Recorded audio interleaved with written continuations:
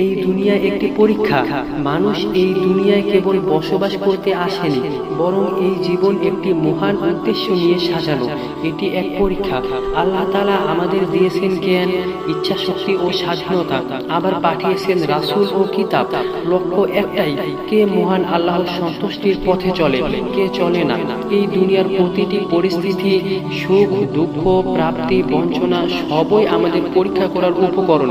সফল সেই যে মহান আল্লাহর দেওয়া পরীক্ষায় উত্তীর্ণ হয়, আর যিনি ব্যর্থ হন তার পরিণতি অত্যন্ত ভয়াবহ। আল্লাহ তাআলা বলেন, যিনি সৃষ্টি করেছেন মৃত্যু ও জীবন যাতে তোমাদের পরীক্ষা করা হয়, কে তোমাদের মধ্যে উত্তম আমল করে। এই আয়াতে আল্লাহ তাআলা আমাদের জীবনের মূল উদ্দেশ্য পরিষ্কারভাবে জানিয়ে দিয়েছেন। মৃত্যু ও জীবন উভয়ই পরীক্ষা। এখানে সফল হতে হলে আমল হতে হবে উত্তম, শুধু সংখ্যা নয়, বরং নিয়ত ও পদ্ধতিও হতে হবে বিশুদ্ধ। এজন্য মুমিন প্রতিটি কাজে চিন্তা করে আল্লাহ তাআলা এতে সন্তুষ্ট কিনা।